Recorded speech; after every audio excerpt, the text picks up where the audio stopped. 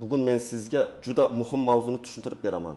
Voyinkomat, ya'ni harbiy hisob bo'limi xodimlari endi ayrim holatlarda odamning uyiga bevosita kelishi mumkinligi. Bu holat pensionerlar, harbiy hisobda turgan fuqarolar, sobiq harbiylar va ularning oila a'zolari uchun nimani anglatish haqida gaplashamiz. Bu ma'lumotni e'tiborsiz qoldirmang.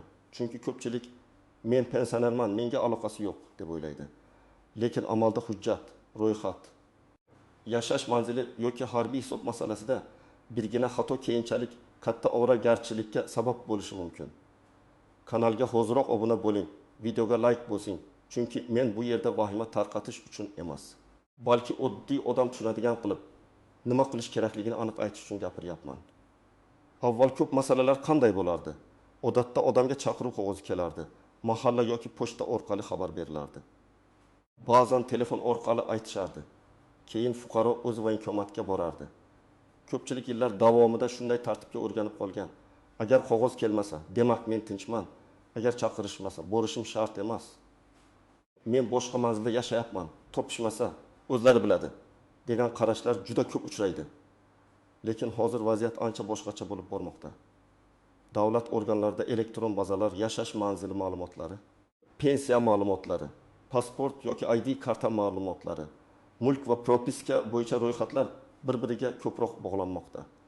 Shuning uchun harbiy hisobda turgan fuqaroning qayerda yashayotgani, u ro'yxatda bormi yo'qmi? Hujjatlari to'g'rimi? Oldingi manzildan ko'chganmi? Pensioner bo'lsa ham harbiy hisobdan to'liq chiqarganmi yoki yo'qmi? Bular endi oldingidan ko'ra osonroq tekshiriladi. Men bu yerda eng muhim narsani alohida ta'kidlayman. Voyinkomat xodimi uyga keldi degani, odamni darhol olib ketadi degani emas. Bu ikki narsani aralashtirmaslik kerak. Uyga kelishning sababi turlicha bo'lishi mumkin. Ma'lumotni aniqlash, hujjat topshirish, chaqiruv qog'ozini yetkazish, hisobni yangilash, oilaviy holatni tekshirish, yashash manzilini tasdiqlash yoki fuqaroning nima sababdan oldin kelmaganini aniqlash. Demak, birinchi xulosa, vahima qilmaymiz. Lekin beparvo ham bo'lmaymiz. Endi men kimlar bu masalada ayniqsa hushyor bo'lishi kerakligini batafsil tushuntiraman. Birinchi navbatda harbiy hisobda turgan erkak fuqarolar, yoshidan qat'i nazar. Agar sizning harbiy biletingiz bo'lsa, vaqticha guvohnomangiz bo'lsa, oldin xizmat qilgan bo'lsangiz, zaxirada turgan bo'lsangiz, demak siz haqingizda voyinkomat bazasida ma'lumot bo'lishi mumkin. Pensioner bo'lib qolganingiz avtomatik ravishda hamma majburiyat tugadi degan emas. Ayrim holatlarda yosh, sog'liq, harbiy unvon, mutaxassislik va hisob toifasi muhim rol o'ynaydi. Masalan, bir odam 62 yoshda, nafaqada. Oldin armiyada haydovchi bo'lib xizmat qilgan. U o'ylaydi, men allaqachon pensionerman, menga kim keladi? Lekin voyinkomat bazasida uning manzili eski ko'rsatilgan bo'lishi mumkin. Harbiy biletda esa eski ish joyi yozilgan. Xodimlar uyiga kelib, siz shu manzilda yashaysizmi? Hujjatlaringizni yangiladingizmi? deb so'rashi mumkin. Bu holatda odam vahimaga tushmasligi kerak, lekin harbiy bilet, pasport yoki ID karta, pensiya guvohnomasi, yashash manzili haqidagi hujjatlarni ko'rsatishga tayyor bo'lishi kerak. Ikkinchi guruh sobiq harbiylar, ichki ishlar, favqulodda vaziyatlar, milliy gvardiya yoki boshqa kuch tuzilmalarida ishlagan pensionerlar. Bu toifadagi odamlar ba'zan o'zlarini oddiy pensionerdan farqli deb biladi. Lekin ularning hisob ma'lumotlari yanada batafsil bo'lishi mumkin. Chunki ularda harbiy unvon, maxsus tayyorgarlik, xizmat tajribasi, kasbiy ko'nikmalar bor. Men bunday odamlarga hujjatlarni juda tartibli saqlashni maslahat beraman. Xizmatdan bo'shash haqidagi buyruq nusxasi, pensiyaga chiqqanlik hujjati, sog'liq bo'yicha xulosalar. Nogironlik bo'lsa tasdiqlovchi hujjatlar, harbiy bilet va guvohnomalar alohida papkada tursin. Uchinchi guruh manzilini o'zgartirganlar. Mana eng ko'p muammo shu yerda chiqadi. Odam bir mahalladan ikkinchi mahallaga ko'chadi. Boshqa tumanga boradi, bolasinikida yashaydi. Lekin rasmiy ro'yxat eski joyda qoladi. Keyin voyinkomat eski manzilga boradi. U yerda bu odam bu yerda yashamaydi deyishadi. Natijada fuqaro chaqiruvdan bo'yin tovlayotgandek ko'rinishi mumkin. Aslida esa u faqat hujjatini yangilamagan bo'ladi. Men amaliyotda ko'p ko'rganman, odamning aybi katta emas. Lekin hujjat tartibsizligi uni keraksiz tushuntirish yozishga bir necha marta idora yurishga majbur qiladi. 4-guruh kasalligi bor, lekin hujjati yo'q odamlar. Menda yurak bor, menda bel og'rig'i bor. menga shifokor og'ir ish mumkin emas degan gap og'zaki aytilsa bu yetarli bo'lmaydi. Davlat organi hujjat bilan ishlaydi. Agar pensioner yoki zaxiradagi fuqaro sog'lig'i sababli biror majburiyatni bajara olmasa, tibbiy xulosa, kasallik tarixi, dispanser ro'yxati, nogironlik ma'lumotnomasi yoki shifokor komissiyasi qarori bo'lishi kerak. Bir misol, 28 yoshli fuqaro oldin mexanik bo'lgan, keyin operatsiya bo'lgan. U men kasalman deydi. Lekin qo'lda faqat eski retsept bor. Bu yetmaydi. Kamida poliklinikadan rasmiy ma'lumotnoma zarur bo'lsa, tibbiy komissiya xulosasi kerak bo'ladi. 5-guruh oila a'zolari. Nega pensionerning oila a'zolari ham tayyor bo'lishi kerak? Chunki voyinkomat xodimi uyga kelganda eshikni ko'pincha turmush o'rtog'i, farzandi yoki kelini ochadi. Agar ular nima deyishni bilmasa, noto'g'ri ma'lumot berib qo'yishi mumkin. Masalan, dadam bu yerda yashamaydi deb yuboradi. Aslida dada shu yerda yashaydi. Faqat vaqtincha qishloqqa ketgan bo'ladi yoki u kasal hech qayerga bormaydi deydi, lekin hujjat yo'q. Shuning uchun oila ichida ham oddiy tartib bo'lishi kerak. Hujjatlar qayerda turibdi? Telefon raqamlari to'g'rimi? Agar xodim kelsa, avval xizmat guvohnomasini ko'rish kerak, keyin xotirjam gaplashish kerak. Kimlar kamroq xavotir qilishi mumkin? Agar siz harbiy hisobdan qonuniy chiqarilgan bo'lsangiz, yoshingiz bo'yicha hisobdan o'tgan bo'lsangiz, qo'lingizda buni tasdiqlovchi belgi yoki hujjat bo'lsa, manzilingiz to'g'ri bo'lsa, sog'liq bo'yicha hujjatlaringiz tartibda bo'lsa, sizda xavotir ancha kam. Lekin men baribir umuman e'tibor bermang demayman. Chunki bazada xato bo'lishi mumkin, eski ma'lumot qolib ketgan bo'lishi mumkin. Eng yaxshi himoya bu tartibli hujjat va rasmiy javob. Hayotiy misollar bilan tushuntiraman. Birinchi holat. Oltinko'l yoshli pensioner oldin oddiy muddatli xizmat qilgan, harbiy biletini yo'qotgan. Uyga xodim keladi. U esa menda hech narsa yo'q deydi. Bunday vaziyatda muammo shundaki, hujjat yo'qolgani rasmiylashtirilmagan. To'g'ri yo'l ichki ishlar organi yoki tegishli tartib bo'yicha yo'qolgan hujjat haqida murojaat qilish. Keyin voyinkomatga borib dublikat yoki ma'lumot olish masalasini hal qilish. Agar odam buni erta qilsa, uyga kelgan xodim oldida ham aniq apira oladi. Ikkinchi holat. 6 yoshli pensioner boshqa shaharda farzandinikida yashayapti. Lekin propiskasi eski tumanda. Eski manzilga chaqiruv qog'ozi boradi. Qarindoshlari u bu yerda yo'q deyshadi. Keyin fuqaro nega meni qidiryapsizlar deb hayron bo'ladi. Sabab juda oddiy, rasmiy manzil yangilanmagan. Shuning uchun manzil masalasini hal qilish kerak. Qayerda doimiy yashasangiz, hujjatda ham imkon qadar shuni aks ettiring yoki vaqtincha yashash bo'yicha tartibni aniqlang. 3-holat. Sobiq harbiy pensioner nogironlik olgan. Lekin voyinkomatda bu ma'lumot yangilanmagan. Uyga kelishadi, u asabiylashadi. Men nogironman, meni bezovta qilmanglar deydi. Aslida eng to'g'ri yo'l nogironlik guvohnomasi, tibbiy xulosa, pensiya hujjatlari nusxasini tayyorlab, rasmiy ravishda hisob ma'lumotlarini yangilashni so'rash. Shunda keyingi safar savollar ancha kamayadi. Endi eng muhim nozik jihatlarga o'tamiz. Birinchi noziklik. Eshikka kelgan har qanday odamni voyinkomat xodimi deb qabul qilmang. Men buni alohida aytaman. Hozir turli firibgarlar ham bo'lishi mumkin. Kimdir hujjat tekshiramiz deb kelib, pasport nusxasini, telefon raqamini, bank kartasi ma'lumotini so'rashi mumkin. Haqiqiy xodim xizmat guvohnomasini ko'rsatishi, qaysi tashkilotdan kelganini aytishi, nima masalada kelganini tushuntirishi kerak. Siz qo'rqmasdan odob bilan iltimos guvohnomangizni ko'rsating. Familiyangizni yozib olay deyishga haqlisiz. Bu qarshilik emas, bu ehtiyotkorlik. Ikkinchi noziklik hujjatni olganingizda mazmunini o'qing. Ko'p odamlar qo'rqib nima berishsa imzo qo'yadi. Imzo qo'yishdan oldin qog'ozda nima yozilganini tushuning. Bu chaqiruv qog'ozimi, ma'lumotnoma berish talabi, tushuntirish so'rovimi yoki boshqa hujjatmi? Sana, vaqt, manzil, kimga borish kerakligi aniq yozilganmi?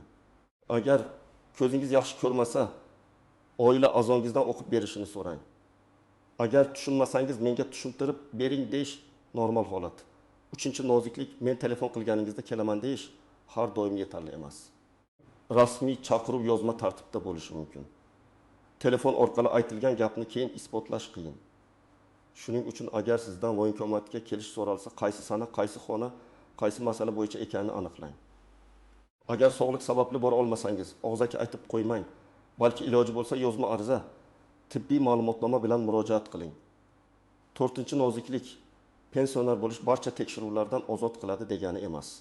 Bu gapni men juda ehtiyotkorlik bilan aytaman. Albatta, yosh, sog'liq, qonunchilikdagi cheklovlar muhim. Lekin hisob ma'lumotlarini aniqlashtirish, hujjatlarni yangilash, ro'yxatdagi xatoni tuzatish kabi ishlar pensionerga ham tegishli bo'lishi mumkin. Shuning uchun men nafaqadaman, siz bilan gaplashmayman deyish o'rniga men pensionerman, mana hujjatlarim, masala nimada deb xotirjam yondashish ancha to'g'ri. 5-noziklik. Oila a'zolari nomidan yolg'on gapirmang. Masalan, uyda odam bor, lekin yo'q deyish, aslida shu manzilda yashaydi. Lekin boshqa davlatda deyish keyin muammo tug'dirishi mumkin. Men har doim shuni maslahat beraman. Aniq bilgan narsangizni ayting, bilmasangiz aniqlab beramiz deng. Yolg'on ma'lumot hujjatga tushib qolsa, keyin uni tuzatish qiyinroq bo'ladi. 6-noziklik, qarzdorlik, sud ishlari, boshqa idoralar bilan bog'liq muammolarni voyinko'mat masalasi bilan aralashtirmang. Ba'zan odam davlat organidan kimdir kelsa, darhol meni qarzim uchun qidirishyapti, pensiyamni to'xtatishadi, jarima yozishadi deb o'ylaydi. Har bir idoraning vakolati alohida. Voyinko'matning kelishi har doim ham jazo degani emas. Ko'pincha bu ma'lumotni aniqlash bo'ladi. Lekin siz ham o'z navbatida hujjatlarni tartibga solmasangiz, oddiy aniqlash ishi ortiqcha muammoga aylanadi. 7-noziklik. Kasallikni hujjatlashtirishni oxirgi kunga qoldirmang. Ayniqsa yurak-qon tomir, qon bosimi, diabet, umurtqa, ko'z, eshitish, ruhiy salomatlik, operatsiyadan keyingi holatlar bo'yicha doimiy nazoratda bo'lsangiz. Poliklinikada kartangiz tartibli bo'lsin. Shifokorga borganingiz, analizlar, tekshiruvlar, tashxislar rasmiy qayd etilsin. Chunki kerak bo'lganda men 10 yildan beri kasalman degan gap emas, hujjat ishlaydi. Endi eng kerakli qismga keldik. Nima qilish kerak? Men sizga oddiy amaliy tartibni aytaman. Birinchi qadam, uyda hujjatlar papkasini tayyorlang. Unga pasport yoki ID karta nusxasi, harbiy bilet, pensiya guvohnomasi, nogironlik bo'lsa tegishli hujjat, tibbiy ma'lumotnomalar, xizmatdan bo'shash hujjatlari, yashash manzili bo'yicha ma'lumotlar, telefon raqamlar ro'yxatini solib qo'ying. Asl hujjatlarni hech kimga berib yubormang. Kerak bo'lsa nusxa tayyor tursin. Ikkinchi qadam, harbiy biletingizni tekshiring. Unda familiya, ism, tug'ilgan sana, manzil, hisob bo'yicha belgi, unvon yoki mutaxassislik to'g'ri ko'rsatilganmi? Agar bilet yo'qolgan bo'lsa, yo'qolgan-ku deb yuravermang. Tegishli tartibda tiklashni boshlang. Hujjat yo'qolganini yashirish muammoni hal qilmaydi. Aksincha savollarni ko'paytiradi. 3-qadam, manzilingizni aniqlashtiring. Siz qayerda rasmiy ro'yxatdasiz va amalda qayerda yashayapsiz? Agar farq katta bo'lsa, mahalla migratsiya va fuqarolikni rasmiylashtirish bo'limi yoki tegishli idoradan maslahat oling. Voyinko'mat bilan bog'liq xabarlar odatda rasmiy manzilga borishini unutmang. Sizning men u yerda yashamayman deganingiz bazadagi ma'lumot o'zgarmaguncha muammoni yopmaydi. 4-qadam. Voyinko'matga o'zingiz borib ma'lumotni yangilang. Agar sizda shubha bo'lsa, kutib o'tirmang. Borib men pensionerman, mana harbiy biletim, mana yashash manzilim, hisob ma'lumotlarimni tekshirib bering deb murojaat qiling. Bu sizning zaifligingiz emas, bu sizning tartib intizomingiz. Ko'p hollarda odam o'zi borib aniqlashtirsa, keyingi uyga kelishlar, tushunmovchiliklar kamayadi. 5-qadam, agar uyga xodim kelsa, xotirjam tartibda harakat qiling. Avval salomlashing, xizmat guvohnomasini so'rang, qaysi masala bo'yicha kelganini aniqlang. Agar hujjat topshirsa o'qing, agar imzo so'rasa, nimaga imzo qo'yayotganingizni tushuning. Agar siz emas, oila a'zongiz uyda bo'lsa, u ham men hammasini bilmayman, iltimos yozma xabar qoldiring yoki telefon raqamingizni bering deb aytishi mumkin. Janjal baqirish, eshikni yopib olish, haqorat qilish hech qachon foyda bermaydi. 6-qadam, agar belgilangan kunda bora olmasangiz, buni rasmiy tushuntiring. Masalan, kasalxonada yotsangiz, shifokor ma'lumotnomasini oling. Yura olmasangiz, oila a'zosi orqali ariza yuborish yoki telefon orqali oldindan xabar berish yo'lini aniqlang. Bora olmadim degandan ko'ra, mana sabab, mana hujjat deyish ancha kuchli. 7-qadam, ariza yozishni biling. Ariza juda murakkab bo'lishi shart emas. Unda kimga murojaat qilayotganingiz, o'zingizning FIsh tug'ilgan sana, manzil, telefon raqam, murojaat mazmuni yoziladi. Masalan, harbiy hisob ma'lumotlarini yangilashni so'rayman. Sog'lig'im bo'yicha hujjatlarni hisobga olishni so'rayman. Yashash manzilim o'zgargani sababli ma'lumotlarni tekshirishni so'rayman. Oxirida sana va imzo bo'ladi. arizaning bir nusxasini o'zingizda qoldiring. Qabul qilingan bo'lsa, kirim raqamini yozdirib oling. 8-qadam huquqingizni biling, lekin majburiyatingizni ham unutmang. Siz xodimdan o'zini tashtirishni so'rashga, hujjatni o'qishga, tushunmagan joyingizni so'rashga. Tibbiy holatingizni hujjat bilan ko'rsatishga haqlisiz.